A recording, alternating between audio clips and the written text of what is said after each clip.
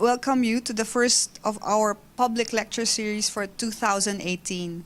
The public lecture series is an initiative by MCAD to bring to Manila a host of curators working in the field of contemporary art and engaging with our ever-growing and quickly changing landscape of the local art scene. So the public lecture series program is an ambitious platform to bring international, global thinking within the art field in Manila. It is meant as an intellectual site for exchange, ideas and practices to be shown against the panorama of what we have in Philippine art today. This site where contemporary art curators who have worked in global spaces bring with us a string of ideas, histories, and visions which may otherwise not be available to us. No? So our first speaker for this public lecture series is Mr. Danilo Eccher, who is here through the Italian Embassy, care of the ambassador. And Danilo has been working in contemporary art for the past 25 or so years, having been director for several art institutions of contemporary art. This being the Civic Gallery of Contemporary Art in Trento, the Gallery of Modern Art in Bologna and Turin, the Macro, which is the museum in Rome, the Museum of Contemporary Art at Arcos in Benevento. Yes. He has also taught, and I think it's very important, that he's a lecturer at the University of Bologna, La Sapienza, University of Rome. And he was also, I think importantly, a commissioner for the Venice Biennale in 1993, which was under Aquilo Bonita Oliva. No? And that was, the exhibition was called La Coesistencia dell'Arte. I tried to speak Italian badly. So he has also curated important exhibitions, and I think this is the thing which we will learn a lot from him, because the sort of exhibitions and artists he has engaged with are wide-ranging, and the works that they have are incredibly important in the making of art history, of world art history. So he has curated important exhibitions from Jannis Kounellis to Anselm Kiefer to Christian Boltanski to Gregor Schneider, Matt Collishaw, and Jenny Saville. And most recently he has made exhibitions with Albert Oehlen, yeah, and young artist Salvatore Scarpita and Ettore Balletti.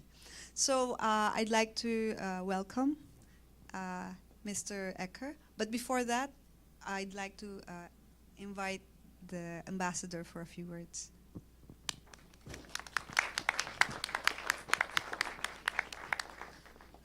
Thank you very much. Thank you very much, Joselina, and thank you to all the people here. It makes me very happy to have Danilo Eccher here. I had an exchange of view with the director of MCAD. Of course, I had an exchange of view with Danilo, and we organized this event, which let me say it's a two-way meanings events, and it's maybe something for something else that will come in the future. A two-way events in the sense that, of course, I think it's very important for students here in Manila to listen to a talk by one of our foremost important curator in Italy, and internationally renowned one. But I think that at the same time it was important for me to show to Danilo Eccher a little bit the reality of Manila. So we took these 3 days that we were here to see MCAD, to have exchanges of view with Joselina and with Chris. We went to see a few private collections in Manila. We went to see quite a number of galleries. We had meetings with gallery owners and directors. So this is the way I envisage a little bit my work. Something that will enrich, I hope, the students which are here today, but something that will enrich also Danilo now that he will go back to Italy. At the same time, I mean, I don't want to say and to mention any details, but of course this is not just a one-shot event of Danilo here. He came here because we have ideas, we have projects, we really hope to be able to collaborate with MCAD for something that will come. So hopefully you will hear a lot more of Danilo in the future. Having said that, I really leave the floor to Danilo, and thank you again for being here. Just one last. I don't want him to talk. No, basically, we're going to have an hour for Danilo to speak, and then we'll have 15 minutes for a Q&A. So I'd like to invite you to stay and participate, because I think this is going to be a fantastic talk, which I wish I could be here for. But thank you. So thank you very much for coming, and especially thank you very much for inviting me here to talk about and give me the possibility to speak about the contemporary art in Italy. My first idea was to speak in Italian because it was easier for me. But at the end, I think speaking English is easier for you. So I decided to speak in English. Unfortunately, my English is not very high level, so I asked to my translator to help me if I have some problem. But it's important that if you don't understand very well what I am talking, or if you have some question, don't hesitate to stop me, and we try to explain again, or we try to explain what you prefer. So I wanted to start just to say one very easy similitude, because the history of art is exactly like the life, the normal life, the personal life. In the personal life, they stay many quiet years, and sometime happen in very few time that you married, children, change their work, change the house, etc. The history of the art is more or less the same. Some years is very quiet, and sometime happen that everything is happen and change completely the landscape of the art. For example, at the beginning of the last century, between 1907 to 1910, all the art changed completely. For example, exactly in this time, from 1907 and 1910, Picasso painted the Demoiselle d'Avignon in Paris. In the 1910, Vasily Kandinsky in Moscow paint the first abstract aquarelle. At the same time, in Vienna, Klimt in 1907 paint the fantastic portrait by Adele Buchbauer. And the same time, in 1910, Boccioni painted the Città che Sale, one of the most important painting in the Futurismo. This was Futurismo movement. This was a fantastic time because they changed completely the landscape of the art.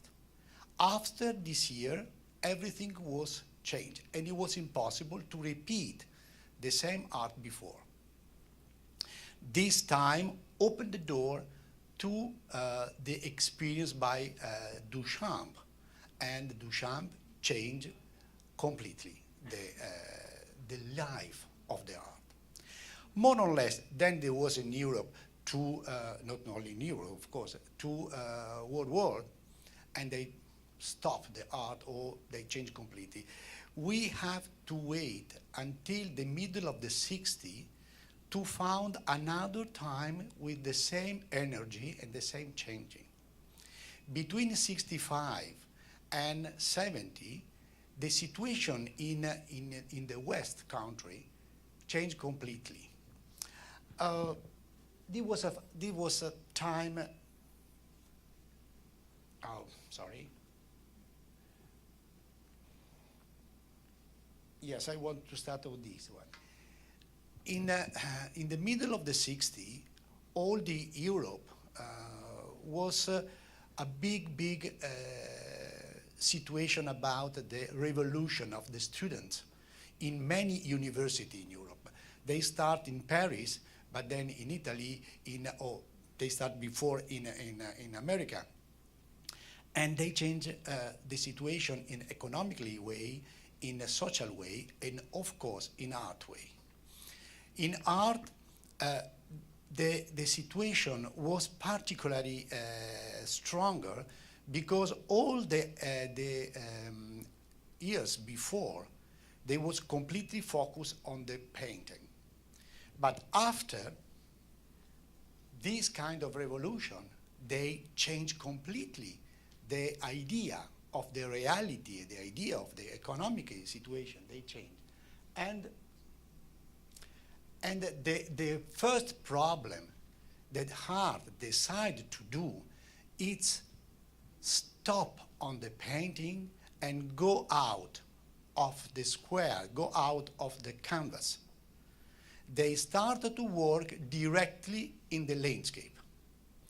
We have two important examples of these artists, like Smithson and De Maria. They work directly in the landscape. The jetty spiral is a big, huge spiral built with a huge stone in the middle of the lake. And the other work was a huge series of riding roads, exactly. This was fantastic idea. They started to break the idea to what means art, what means contemporary art, what means the relation between art and society. So,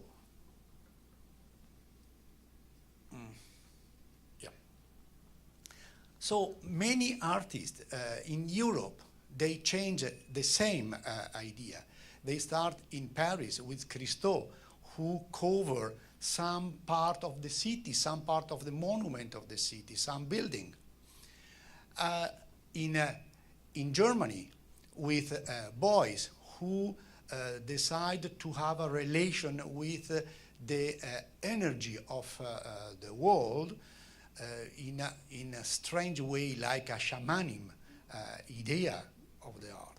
In Italy, the same time, between 65 to 70, they born a group, a movement of young artists. Is called Arte Povera.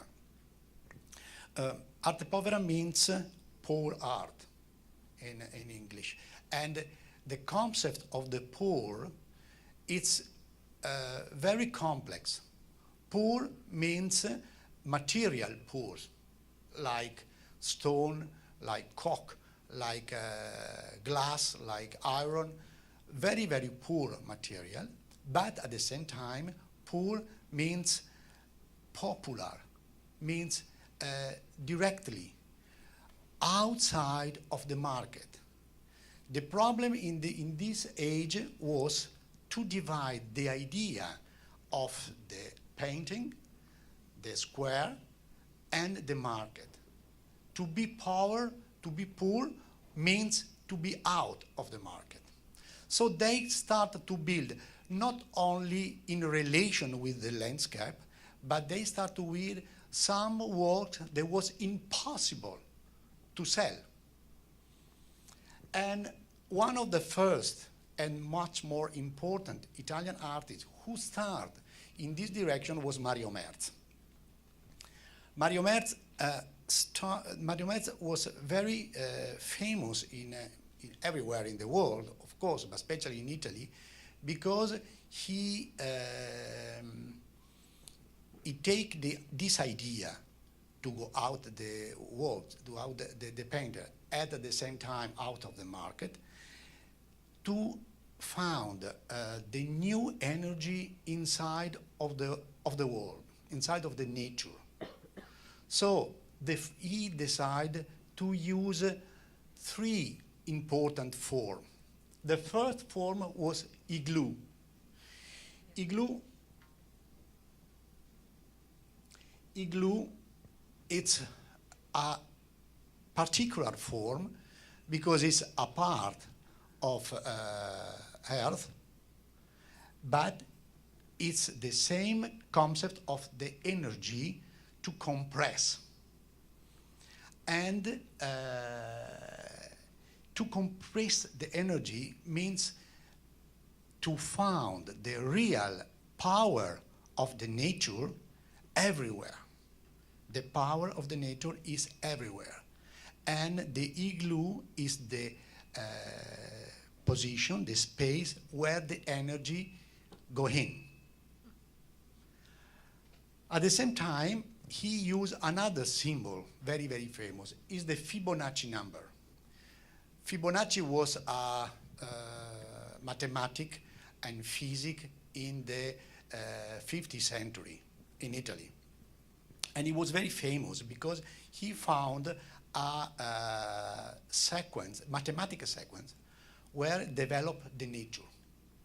All the nature developed in a strange mathematic form who the number, two numbers before, is la somma, is the sum. The sum of the third number.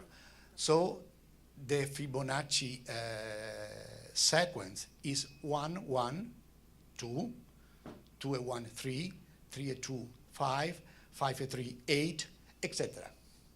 Without end. Because the nature is without end. So this idea to fix the energy, the cosmos energy, in one very simple formula, like a number, or like a form, very simple, like an igloo, is the secret of this power, of the art power. And Mario Merz was probably one of the most radical and most precise artists who decided to work. And this is not a sufficient slide, but he worked with the real nature, with the trees, with the other part of the nature, stone, etc., etc.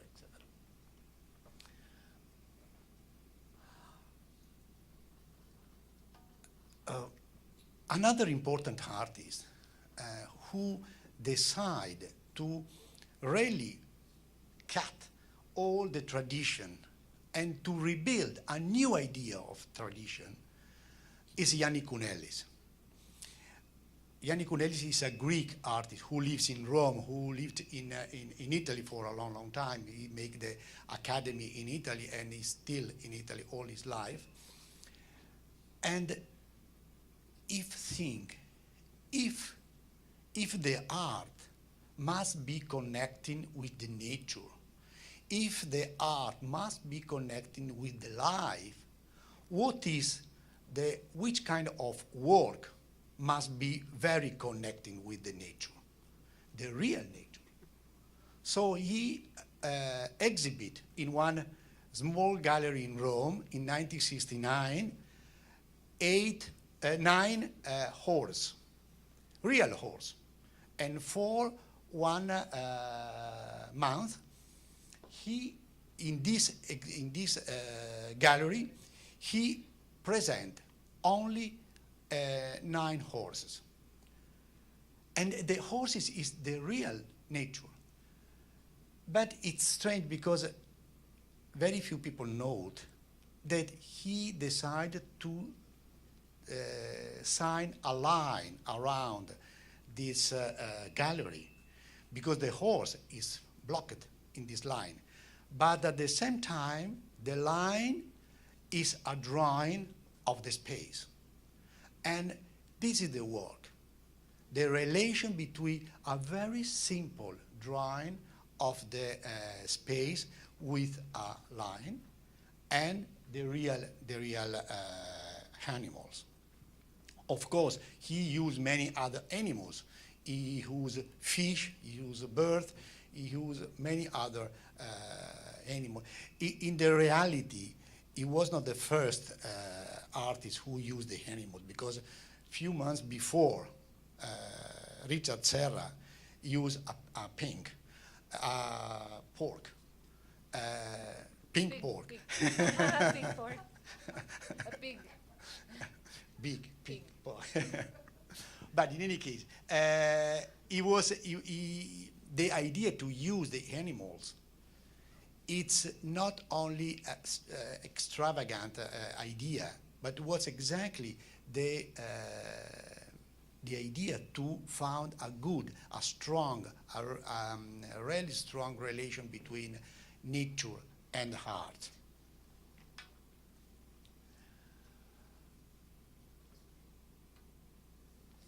But another important artist at the same time, the same group of artists, was Michelangelo Pistoletto. And he made the same concept, exactly the same concept, but much more sophisticated. He used the mirror. But the mirror, without somebody inside of the mirror, doesn't exist. The mirror is nothing. The mirror started to become a work only when the people is in front of the mirror. But in the time where you are in front of the mirror, you become a work.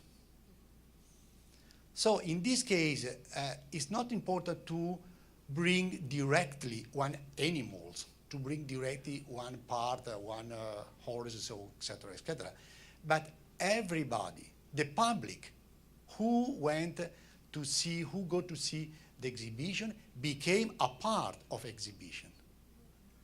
The real people, everybody, if you go in front of Michelangelo Pistoletto work, you became a work, you became art. And this is, the concept is absolutely fantastic, because means that everybody can be art, and at the same time, everybody must work or must understand art. In the other hand, means that the art must be democratic, must be popular. Everybody must be involved in art. If you became a part of the art, of course, art must be for everybody. So, as you can understand,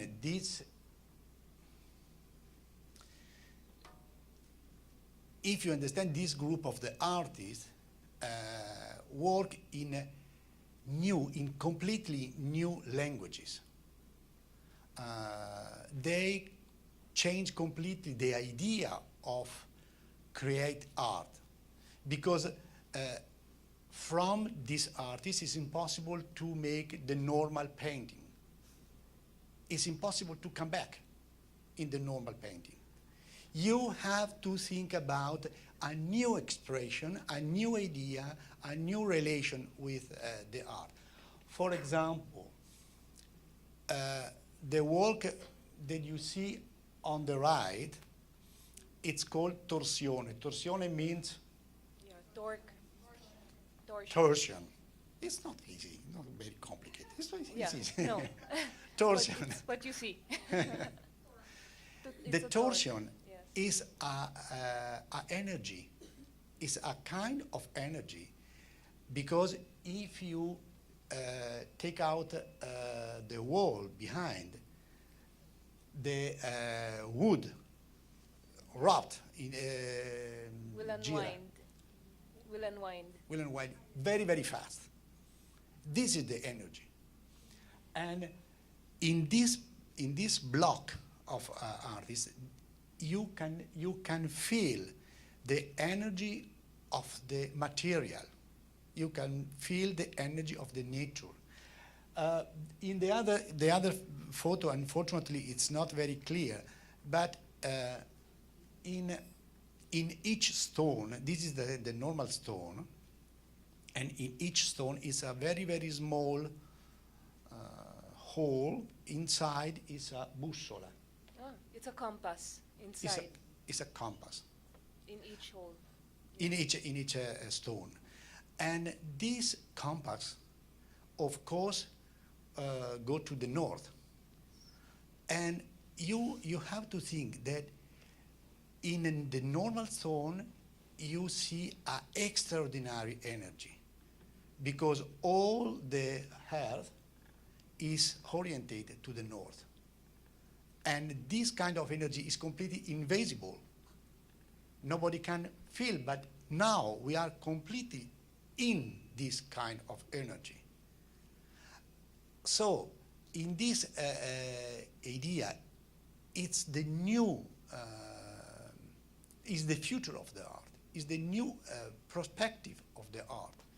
Because in this kind, the art don't make only the illustration of the nature. In this case, it's nature directly. It's not enough to make a illustration. It's not enough to make a pictures of the nature. But in this case, you have to represent, you have to feel the reality of the energy of the nature. Of course, you understood perfectly that this kind of languages of art was completely new in the 60s, in the middle of the 60s. And it was a very revolutionary idea of art. But the influence of this kind of art was in all the world, everywhere until now. It's impossible for an artist don't know this aspect of the art. It's impossible to make art if you don't consider that there is many different languages to see the poesy of the art. Then you come back to make the pictures. Then if you want, you come back to make the watercolor. Doesn't matter. There are many important artists who work in the watercolor, very, very small, very simple. And you can back in this direction. But you have to know that inside of your mind, you have to keep in mind that the languages of the art is not only the illustration. There are infinity possibility of to think, to speak about the poesy of the reality.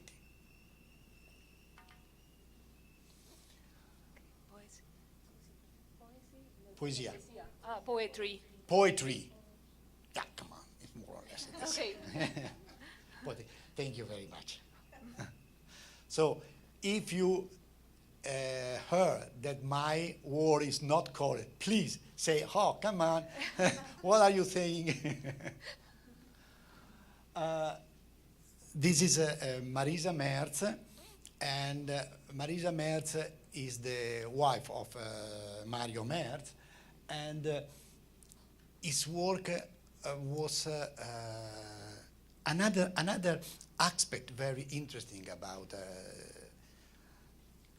the art, because I think it was one of the first artist woman, who was concentrated about the relation between the work, the new aspect of the work, and the woman concept. I think it was the first important feminist in the art. If you look the big sculpture in the back, on the right one, it's is a conceptual idea of the spirale. The spiral. Spiral. The spiral. Thank Yes. you. The spiral. It's is one of the idea of the nature, because the spiral is the first form that you can see in the prehistoric way to now. So the spiral, it's the idea of infinite, Yeah. is the idea, concept of infinite. But it's more important, all this kind of spiral, it's it was make, this I have to need to ask, è fatta maglia con I ferri. Ah, okay. It's knitted. It's knitted. It's knitted. See, knitted.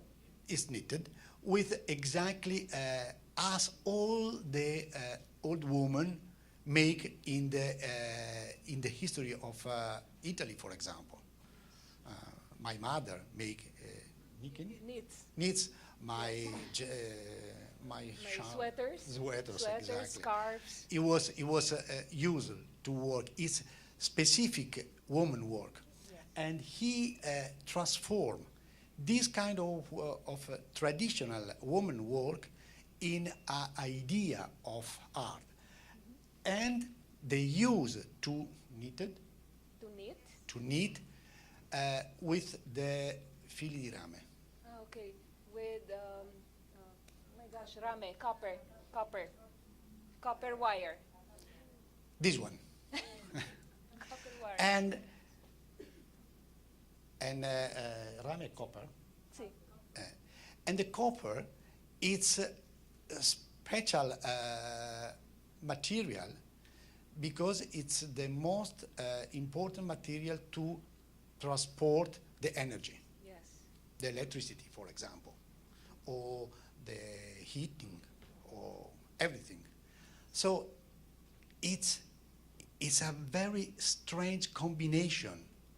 The old work, very feminine. Yeah. It's a feminine kind of work. Yes, very, very specific kind of work for the woman. So means very traditional aspect. At the same time, it's extremely contemporary aspect because it was extremely strong about the energy.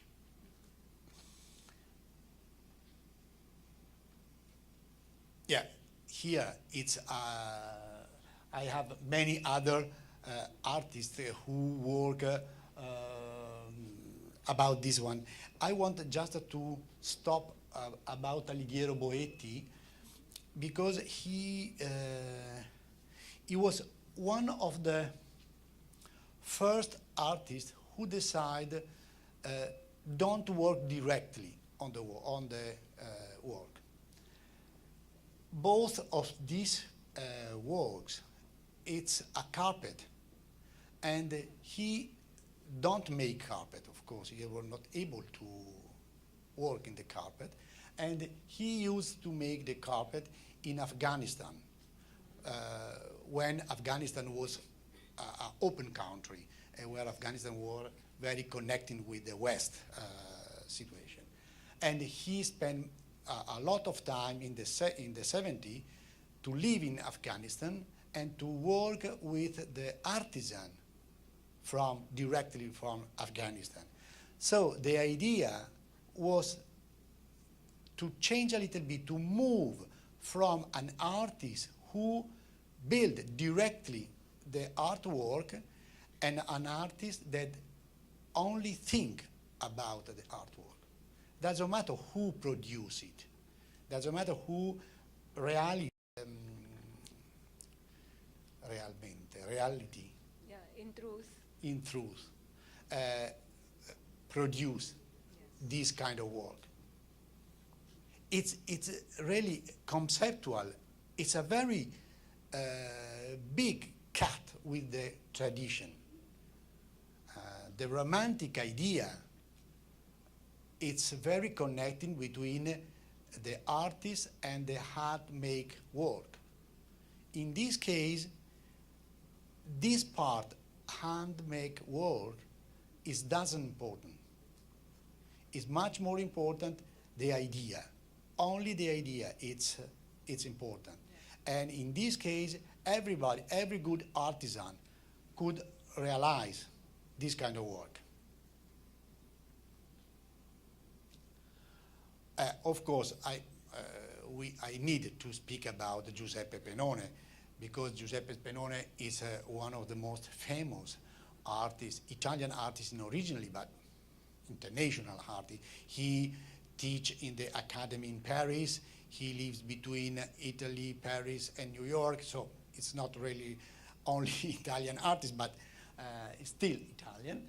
And he has an extraordinary relation with the soul of the nature.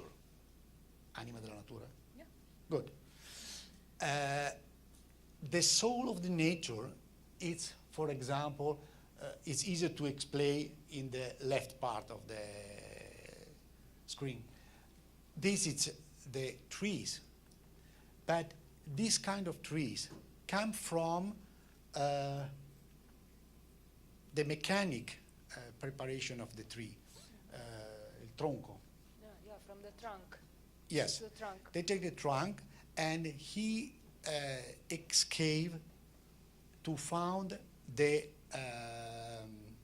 a kind of skeleton. Oh, it's like he tries to bring out the skeleton of the trunk. Exactly, the skeleton of the trunk.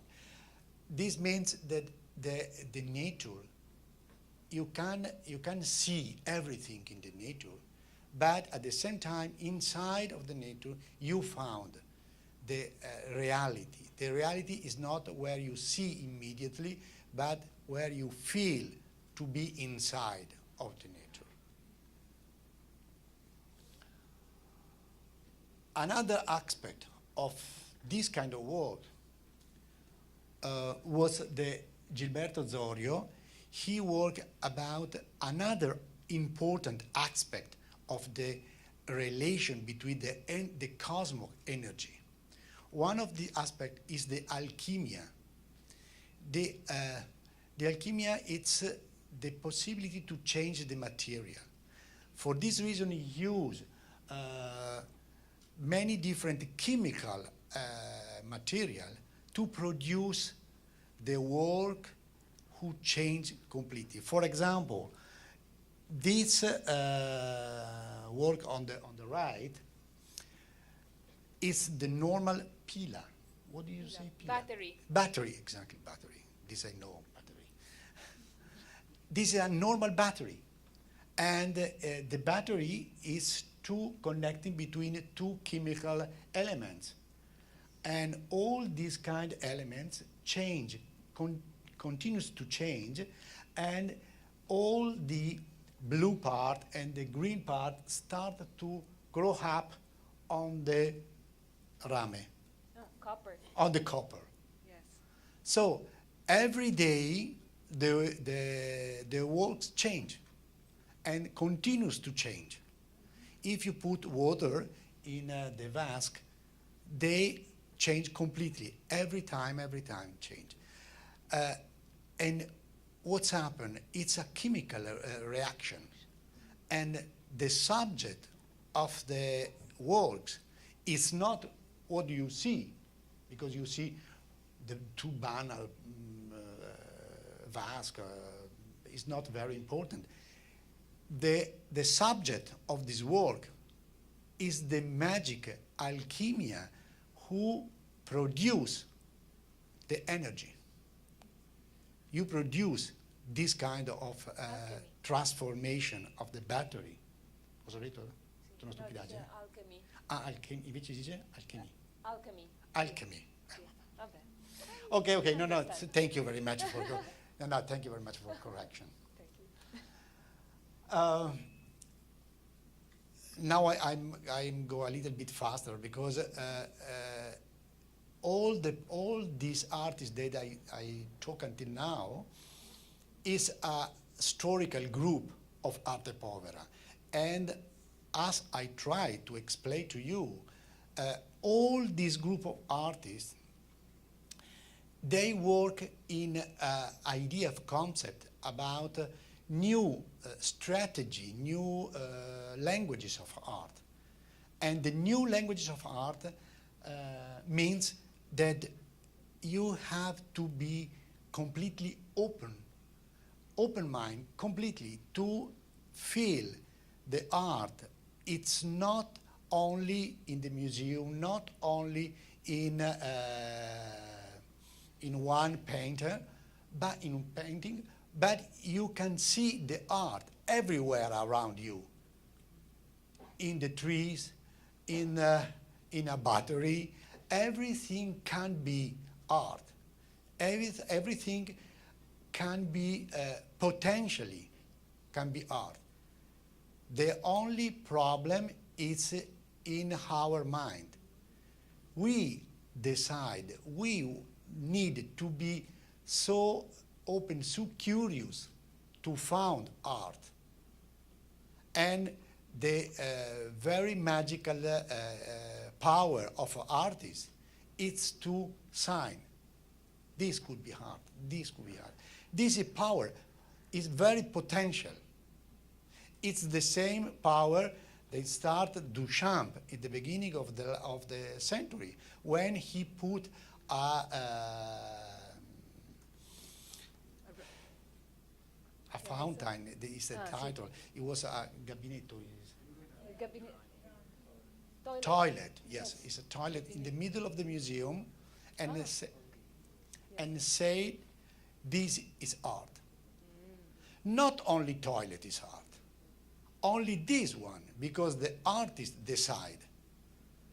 It's very strong idea.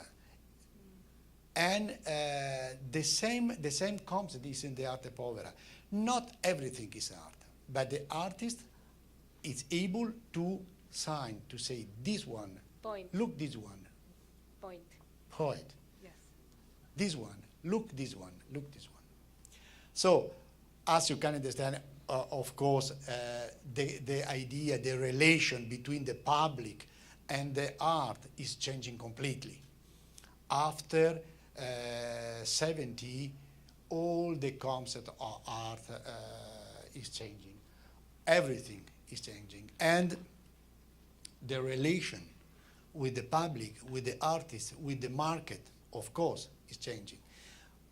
You have to think, for example, the new idea of the art market, of course, needed to change completely, because how is possible to sell a trees or sell a igloo? It's so complex. So everything after the 70 must be considered in a new way.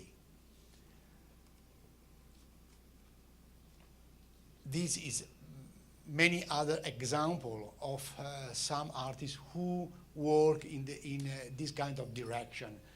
For example, to use the stone, to use the metal, or in this case, to use the classical images. And it was interesting, for example, in Giulia Paolini. Giulia Paolini used the relation with a very, very classic idea. He started to bring the images of the Roman or Greek sculpture, and he broke these. Or more radical works, he take a quadro, a canvas, Painting. Yeah, canvas. a canvas, and you turn back. So the subject is not in front, where usually to paint, but in the back, where you can see the telaio. Yeah, the frame. The frame, where you can see the frame. And it's absolutely a completely different concept, because means that you don't stop to see the formal idea of the painting, but you have to look what's happened behind. What's happened behind. And it's exactly the same concept.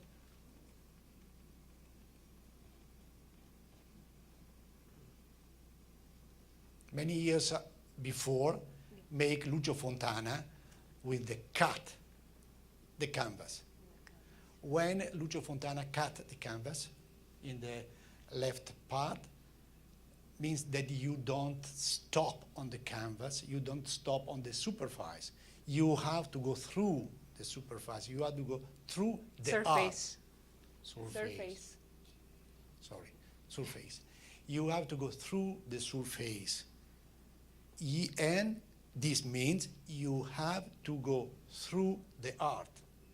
The art is not only a subject you can see. The art must be in you. You have to go through the art. Oh, too back.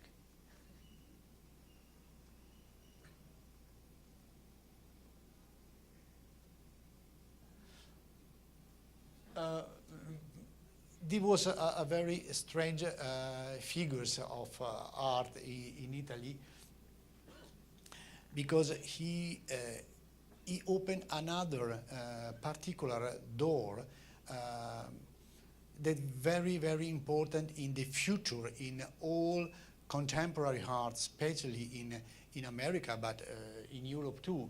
And it's Pino Pascal. It's two important artists that they wanted to talk about. Oh yes, Pino Pascal and Gino De Dominicis. Both of them changed completely the idea of art, not to focus on the energy of the world, of the nature, this kind of horizon of philosophy of arte povera. It's still a little bit romantic, still a little bit emotional, because the energy of the world, the energy of the cosmos, and the relation with the nature, still romantic, still a little bit classical. With Pascal and Gino De Dominicis, the situation is a little bit but radical turn, because they be focused in the ironic idea. The irony is one of the most important languages to open mind, because it's like an inciampo. It's an instant obstruction. No, where you fall down. It's like you trip. Yes, it's like a mentality trip. Mental trip. Yes, it's like a mental trip, because they used to change completely. For example, in the 60s, Pascali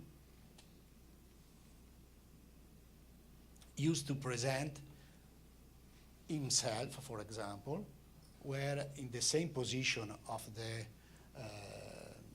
spider, or in the opposite side, he realized the real size dimension, the same dimension of the real arm. But of course it's false. Weapon. Arma. Arma. Cannone. Cannone. Yeah, cannon. Cannon. Of course it's not a real cannon, of course. But the idea is to put a cannon, a symbol of the war, a symbol of the dead, inside of the museum.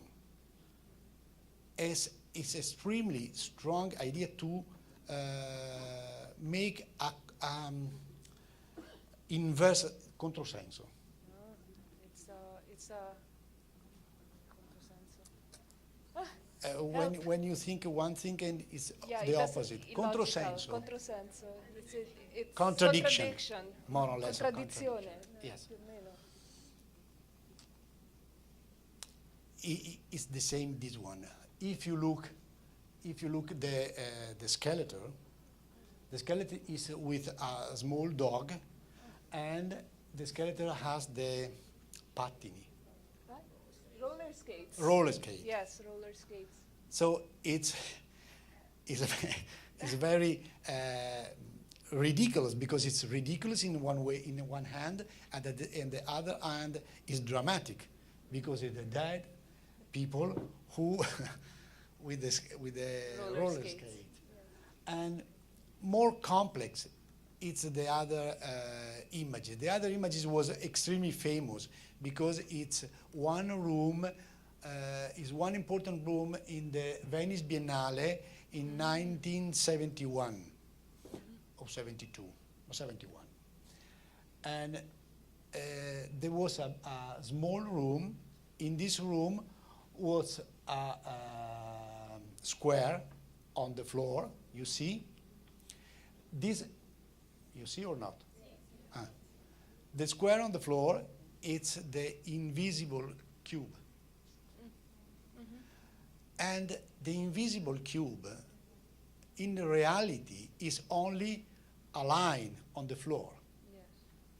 But when he wanted to move this invisible cube, you have the artist pretend to have a track and 4 people who move the invisible cube, and to reproduce on the track the line, to put the line, and the track must be completely empty, because the cube is the cube.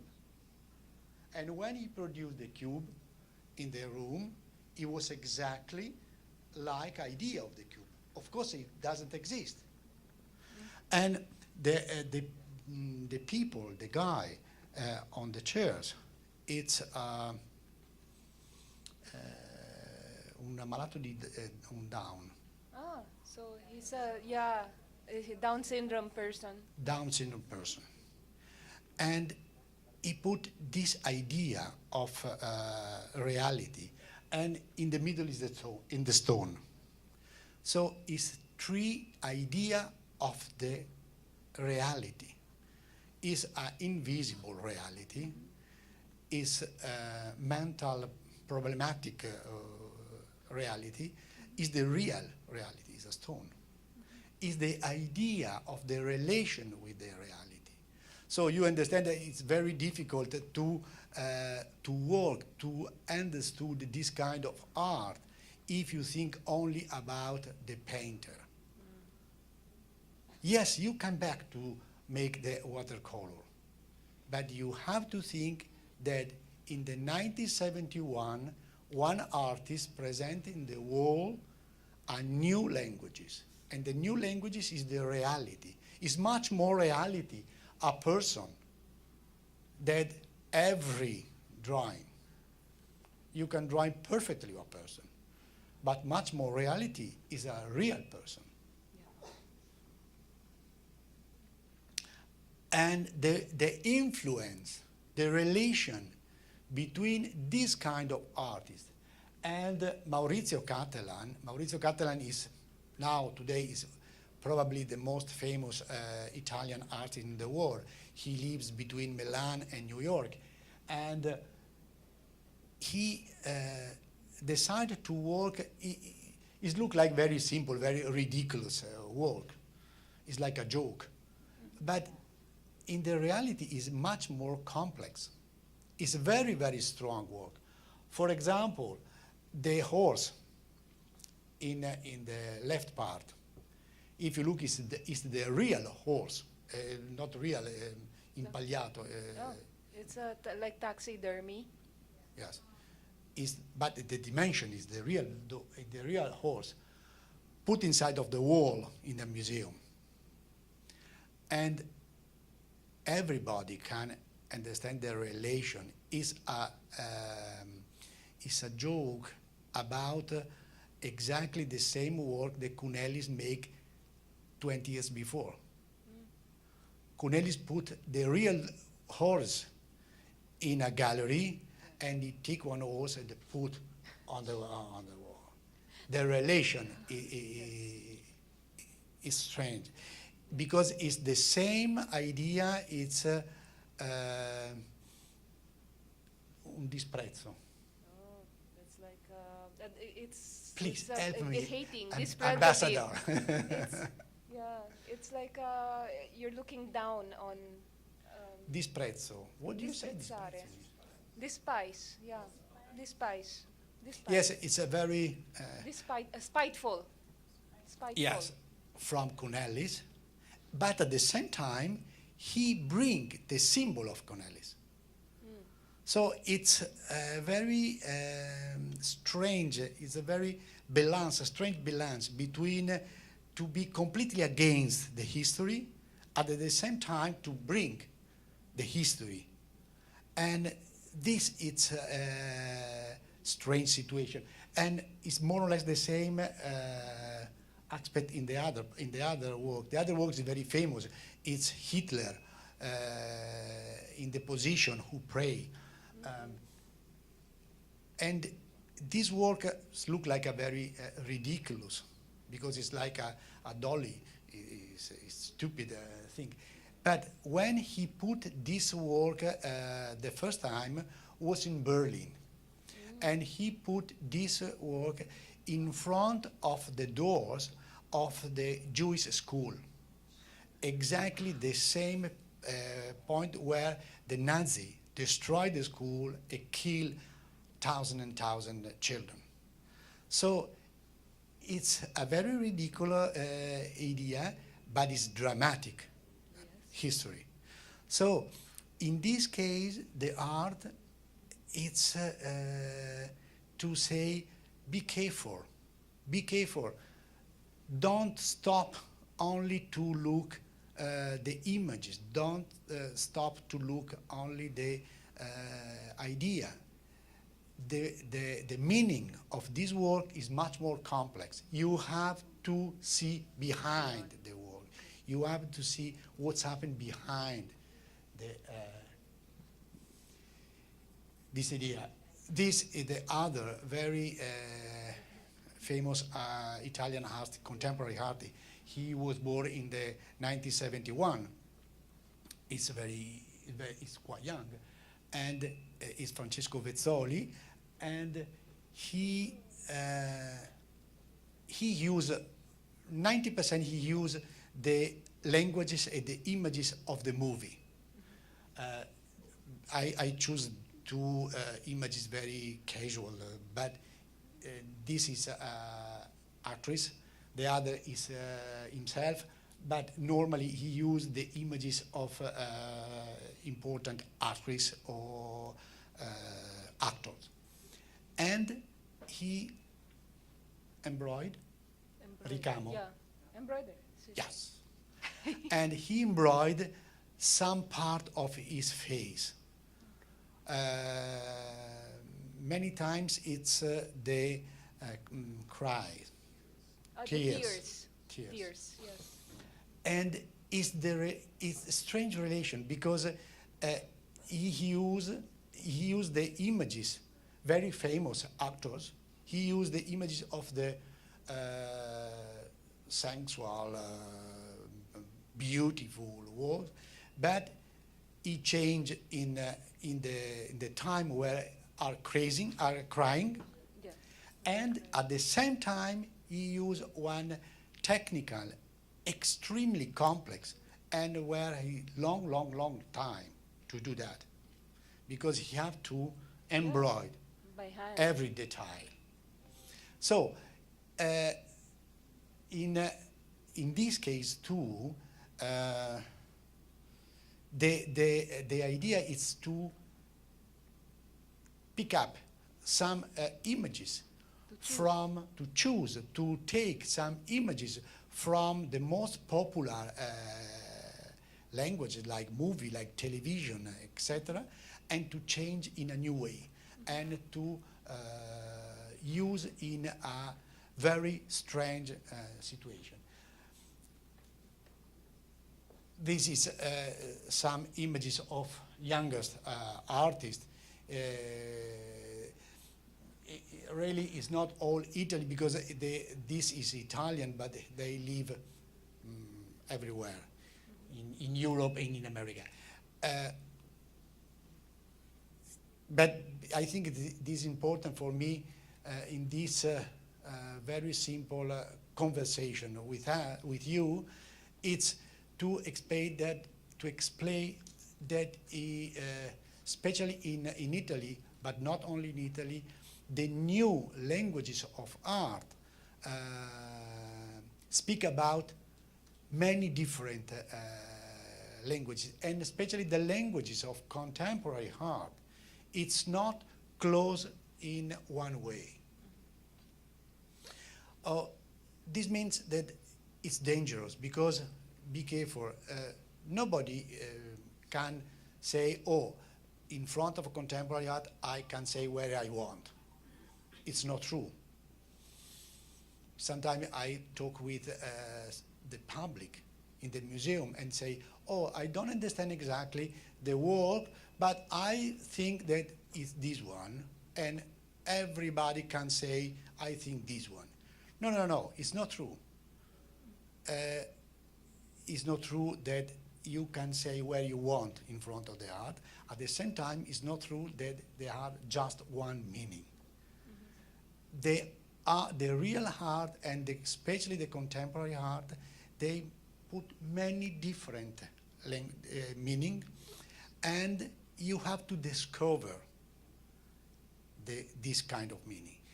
The problem about the art, not only the contemporary art, everywhere the art, you have to discover the different meaning in each work. Each work is like a secret. Here, like a cassaforte, like a safe.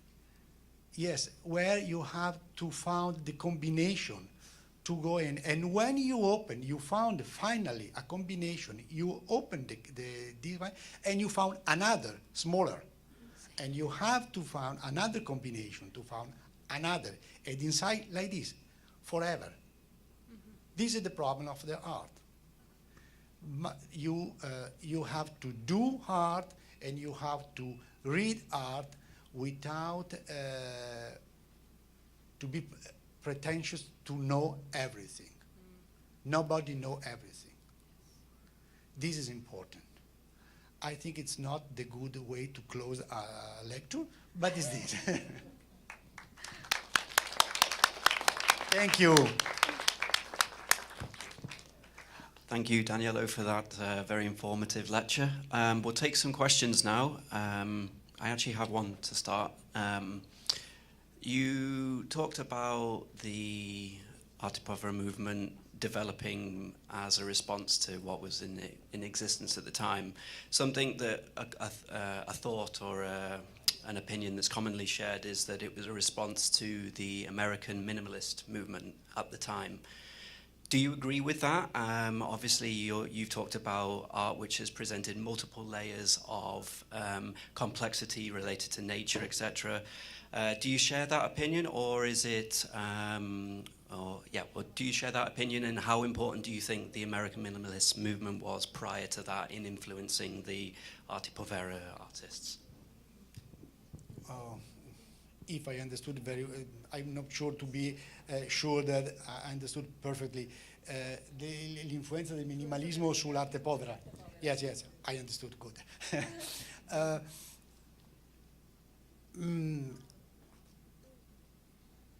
I think it's the influence. It's a game, because the arte povera was a little bit again the minimalism. It's two different culture. It's like two worlds. They go slowly one against the other. Because the arte povera, it's inside of the European culture. It's a mix between the classic idea, the romantic idea, and the history. They don't stop with the history. For example, when you can ask to Jannis Kounellis, what is your job? He said, every time he said, I'm a painter. He never paint, but he said, no, he painted at the beginning, but he never paint. But he said, every time, I am a painter. And is exactly where he means, because when he use the cock, or when he use the iron, he really paint on the wall. Because the relation, Kounellis was, he was a Greek artist, so the relation with the Greek culture was very close. But all the arte povera artists feel to be son of the big tradition European. The American minimalism was another story. They have, in Italy, we have Spalletti, he's very close to minimalism. But the minimalism, they try to make a very strong revolution. They try to stop the history. They try to say, okay, we arrive here, we stop, we close the door, and we open a new space. And we open a new idea. And it's the opposite side of the arte povera. It's really the opposite side. And it's another story. They stop, in the reality, the minimalism was born against the abstraction, the American school, the American abstraction, because the American abstraction was focused in the istinto, in the istinto. Instinct. Yes. And the minimalism was in the control. The minimalism was close to the industry. They, for example, if you look one artist like Donald Judd, for example. Donald Judd used the material, come from directly from the industry. And it's very strange, but you can find one relation with minimalism and the pop art. It's the opposite, linguistic. Is absolutely the opposite. One is the images, other is without images. But it's the same concept. Both of them take from the industry. The industry of the commercial images and the industry for the mechanic idea. But the same concept. If I feel some connection, I could feel connection between pop art and minimalism. I'm not able to find a connection with the arte povera. Okay. Does anybody else have any questions? Yeah. Yep. There's a mic there. Yeah, can you use that? Oh, there is. There. Okay. Is there another? It's okay, I'll come to you. Wait 1 second. Okay. Sound check. So, buongiorno. I just made some notes. So, I would just like to ask about Mario Mers. I remember there's like a lecture once from our prof about, in one of her subjects, she discussed once about the Greeks, how they followed this theory, this process called mimesis, or in Neiman's terms, the like imitation. Did he try to follow that process?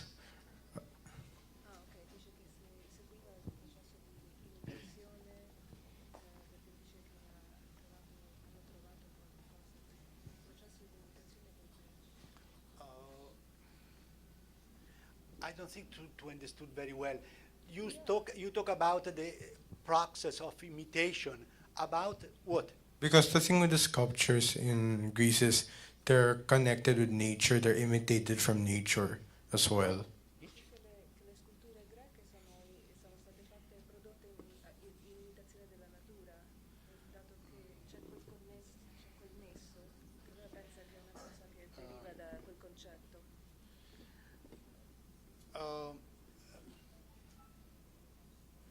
I think it's okay. Yeah.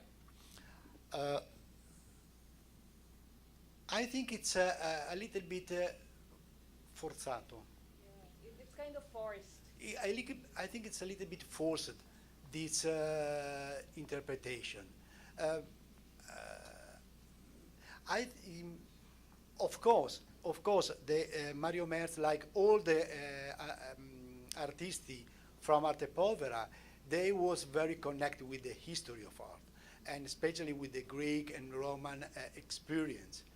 But I think it's really too. It's difficult to find a real connection, because the Greek experience was extraordinary idea about the beautiful, the idea, the central of the Greek culture, the central of the Greek tradition and art was la persona, the person, was the person, and the reality person, and there was the idea of the perfect person and the beautiful person. So the central was the figure of the person. In Mario Merz, in all the Arte Povera, the idea of the figures was completely go up. They wanted to put in a relation with the energy of the cosmos. The most important for the Arte Povera is all what you can see, all what is secret, invisible.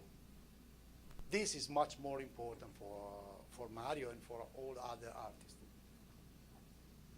For example, when I talk about the mirror of Pistoletto, this kind of work doesn't exist without the physical experience. So the problem is for the Arte Povera, it's to look about the invisible aspect of the energy, of the cosmos, etc., etc. Thank you. Anybody else? Wow. MCAD staff right at the back of the theatre.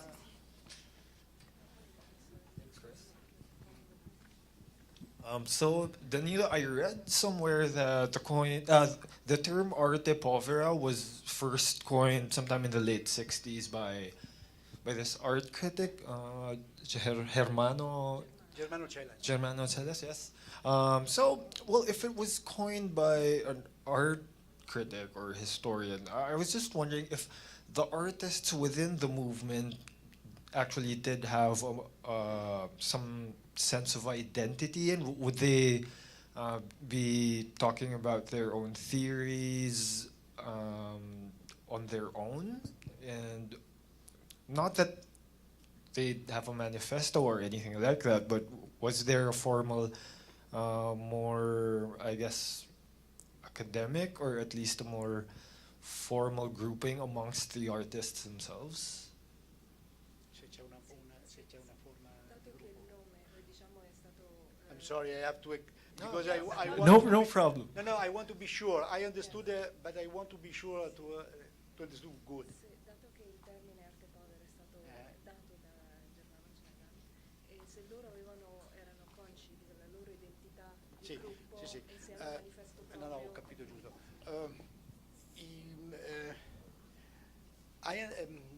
I think it's a little bit complex, because when Germano Cellan write an article about arte povera to use this name in a small magazine, Flash Art. It was a very famous magazine in the end of the '60s, and he talked about political idea, he wanted to make a new revolutionary movement, but he decided to choose very different artists. The languages of the artists, it was very different. Fortunately, all these artists live in really two cities, Genoa and Torino. It's a very close city in Italy. Only Kounellis lived in Rome, but all the group still in Torino, and they have a very good relation, human relation, but they don't accept to be a manifest, for example, like a futurismo or like a cubism. This kind of group was a little bit open. For example, at the beginning, the group was more large, and then they reduced. Now the group of Arte Povera is smaller. But if you consider the first exhibition of Arte Povera, there was much more artists than now recognized like Arte Povera. Because I think the Germano Celant was a very important, theoretically, critic in Italy, and not only in Italy, but when he decided to do this kind of Arte Povera, he doesn't think about to organize a group. He just decided to take the artists who work in direction more or less the same, but not exactly the same. If you, for example, in this lecture, in this conversation, I tried to explain the connection, but I could make another conversation with you to talk about the division of each one. So it's not a group very stronger. Thank you. Any more questions? Hi, I'm Annalie. Siamo conosciuti a Roma. Ecco. I was studying Restauro a Firenze. Yeah. And then after I went to Rome, I was working for Restauratori there in the center of Rome and then in dentro Vaticano. I'm so happy you're here. And Thank I you. hope you can continue visits to Asia, enlighten Asians, continue forming our consciousness of European art, and guide us how to be more sophisticated in how we understand art. I'm practicing now as a restauratrice Oh, good. in Manila. And then I will be going to Europe only 3 months every year. It's So I'm to have a happy. connection. I'm happy you're here. Quando Thank you. torni? I hope you can teach. Not tomorrow. I'm back to Rome. Okay, so welcome back, and great to know that you're sharing to the Filipinos in one of the finest schools. I have my bottega is very near Ateneo de Manila. My assistants are usually La Salle and Ateneo. Però manca restauratori, non ce ne sono molto restauratori qui nelle Filippine, and we hope to have more grants, scholarships from Europe who can to form restorers and help Asia preserve their precious history and heritage at the level of Italy. I hope so too. Thank you. There was a person in. Yes. Please raise your hand so I can see you. Oh, they changed their mind. Oh, there we go.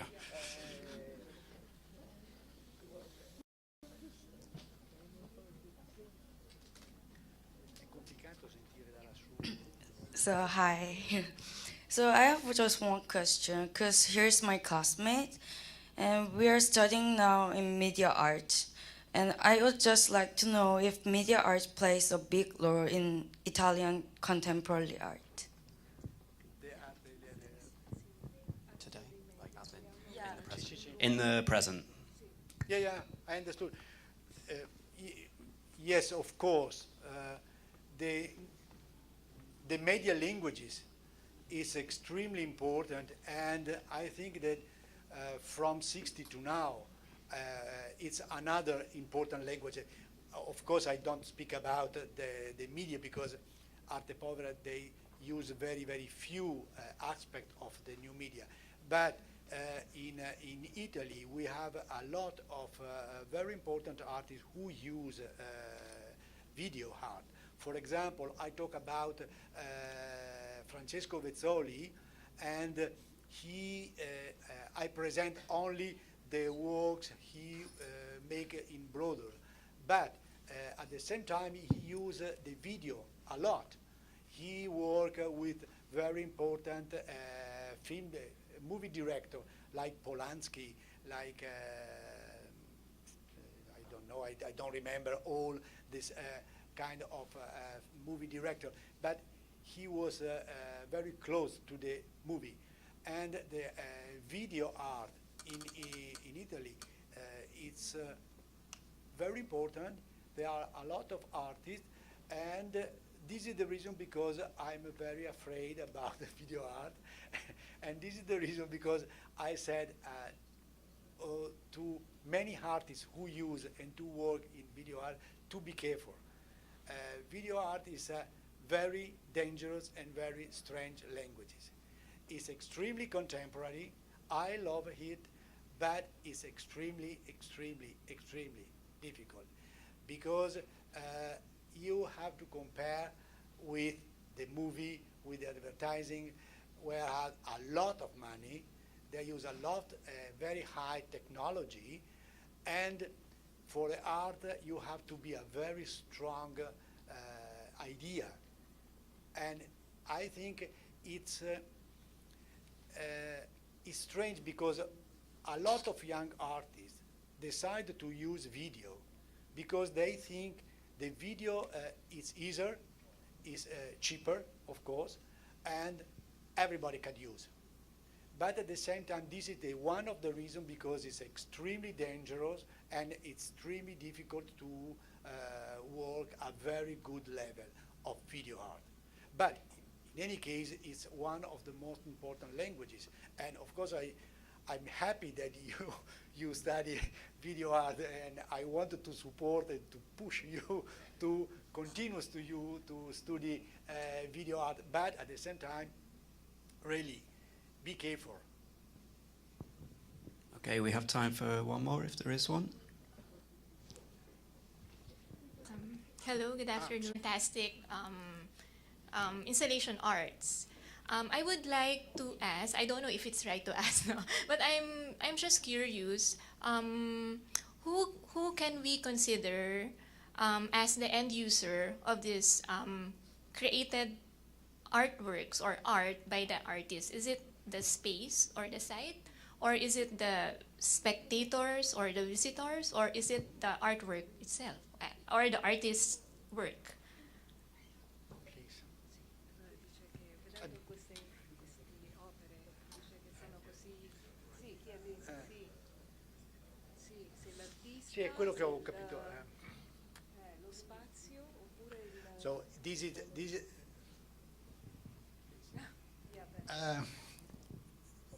this look like a simple question, but it's not true.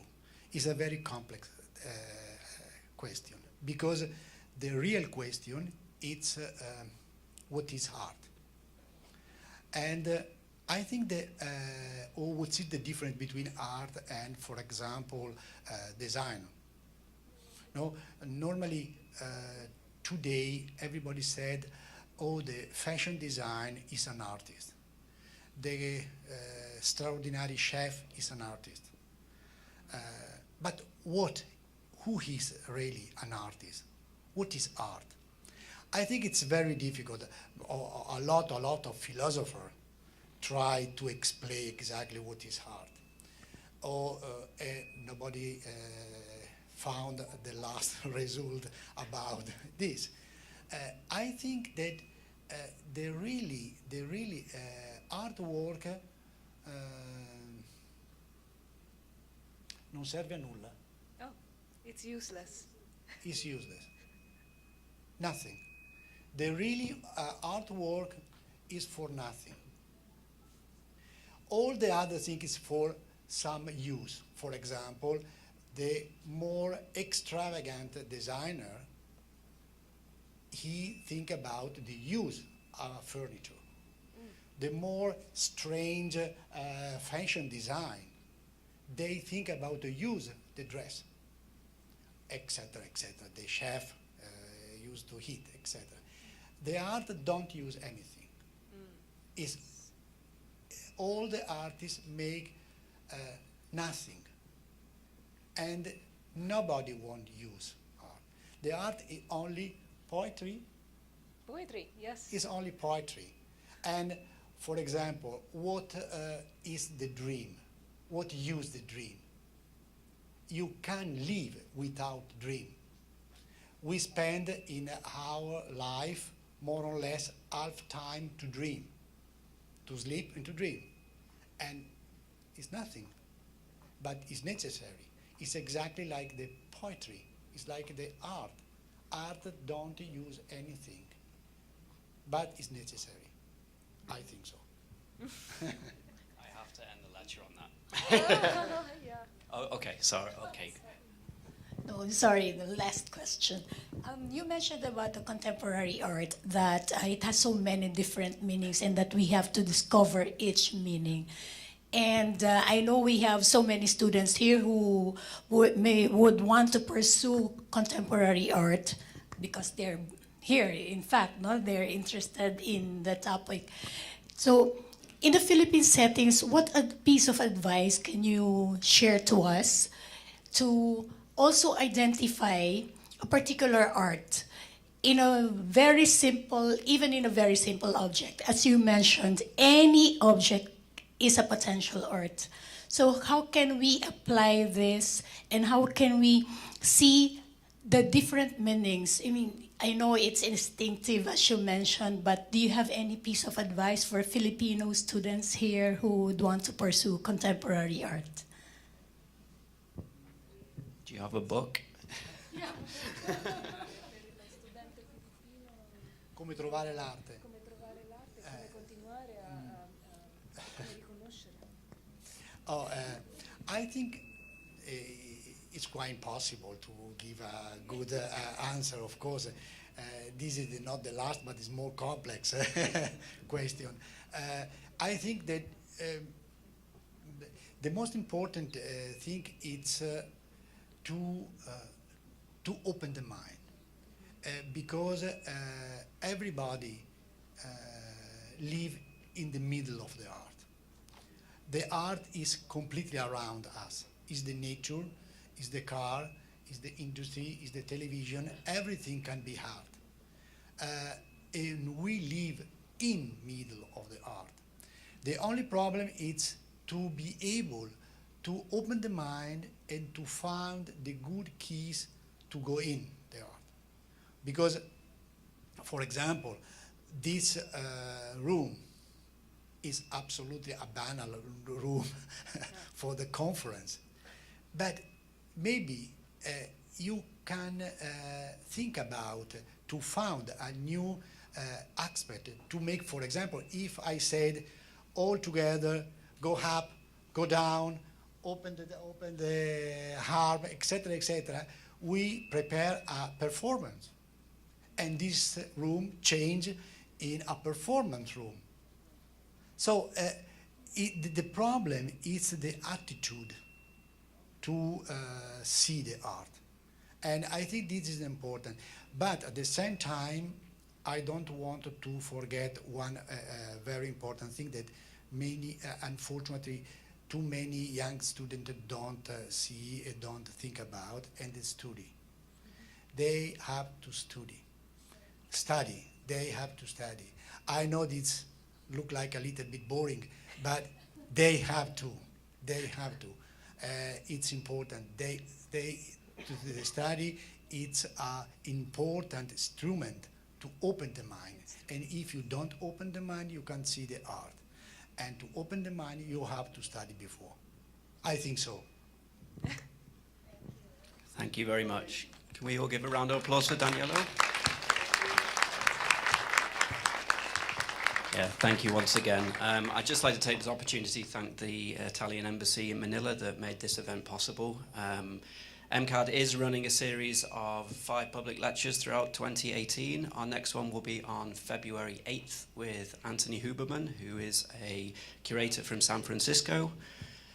We have an exhibition on at the moment called Flatlands. For those of you that haven't checked it out, it's for international artists, everything from photography to video.